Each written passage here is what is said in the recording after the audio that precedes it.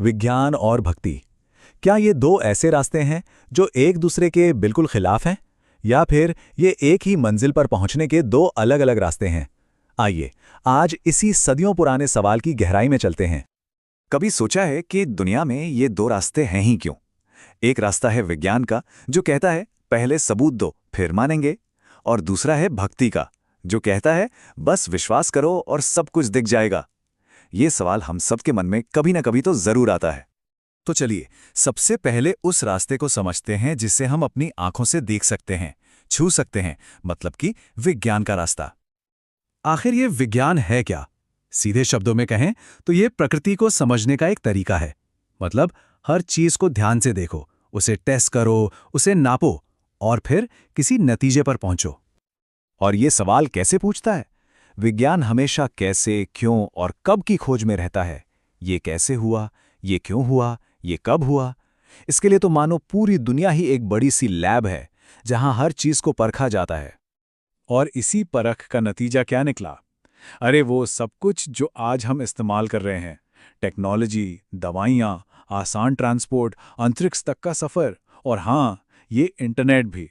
विज्ञान ने हमारी जिंदगी को कितना आरामदायक बना दिया है। तो विज्ञान का एक ही मूल मंत्र है, एक ही उसूल है। वो कहता है, जो दिखे वही सच है। जिस चीज का सबूत हो, बस उसी को मानो। मतलब यहां विश्वास जो है वो सबूत के बाद आता है। चलिए अब दुनिया का दूसरा पहलू देखते हैं, वो रास्ता जो बाहर नहीं बल्कि हमारे भीतर की दुनिया की खोज करता है, यानी भक्ति का रास्ता। तो फिर भक्ति क्या है? इसे आप एक तरह से मन का विज्ञान कह सकते हैं। ये उन चीजों के बारे में है जिन्हें कोई मशीन या कोई स्केल नाप नहीं सकता। और इसके सवाल भी बिल्कुल अलग हैं। ये पूछती है, किसी का दिल क्यों टूटता है? ये जो प्यार की भावना है, ये कहां से आती है? और जिंदगी में विश्वास रखना इतना जरूरी क्यों होता है? ये सारे सवाल हमारे अंदर की दुनिया से जुड़े हैं। तो इस रास्ते पर चल के मिलता क्या है? वो चीजें जिन्हें हम खरीद नहीं सकते। मन की शांति, मेंटल स्ट्रेंथ, मुश्किल समय में सब्र, एक उम्मीद और जिंदगी को जीने का एक गहरा मतलब। ये हमें अंदर से मजबूत बनाती है। और यहां आकर इसका मूल मंत्र विज्ञान से एकदम पलट जाता है। भक्ति कहती है, पहले विश्वास करो और फिर तुम्हें सब दिखेगा।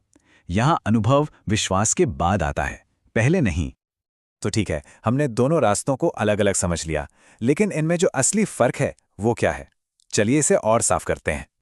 सबसे पहला और सबसे बड़ा फर्क है इनके फोकस का।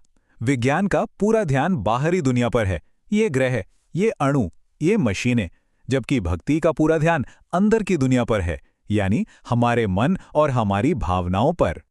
दूसरा बड़ा फर्क है इनकी नींव का। विज्ञान की नींव है सबूत यानी प्रूफ, जबकि भक्ति की नींव है अनुभव, यानी खुद किसी चीज को महसूस करना। एक देखने पर टिका है तो दूसरा महसूस करने पर। और यहीं से हमें पता चलता है कि दोनों का लक्ष्य क्या है। देखिए, विज्ञान का मकसद है जिंदगी को आसान बनाना, आरामदायक बनाना। वहीं भक्ति का मकसद है जिंदगी को एक गहरा मतलब देना, उसे सार्थक बनाना।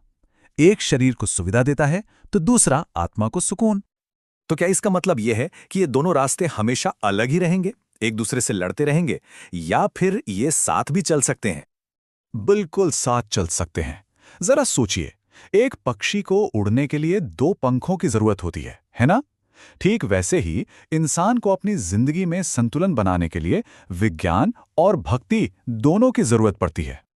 ये बात कितनी खूबसूरती से इस विचार को समझाती है कि जहां विज्ञान एक रॉकेट को अंतरिक्ष तक ले जाता है, वहीं भक्ति हमारे मन को उस परम शक्ति तक ले जाती है। दोनों ही खोज के जबरदस्त साधन हैं, बस उनके मैदान अलग अलग हैं। तो जब ये दोनों रास्ते एक साथ आ मिलते हैं, तो जिंदगी की पूरी तस्वीर, वो कंप्लीट पिक्चर कैसी दिखती है? इसे समझने के लिए एक घड़ी की कल्पना कीजिए। मान लीजिए इसकी एक सुई विज्ञान है और दूसरी भक्ति। अब सोचिए, घड़ी सही समय कब बताएगी? तभी जब दोनों सुइयां एक साथ मिलकर चलेंगी। एक के बिना दूसरी अधूरी है और जिंदगी का समय भी रुक जाता है। और आखिर में शायद ये एक लाइन ही सब कुछ बयां कर देती है। विज्ञान हमें रास्ता दिखाता है और भक्ति हमें मंजिल देती है। और जो इंसान इन दोनों के संतुलन को साध लेता है वही जिंदगी को सही मायनों में जीता है।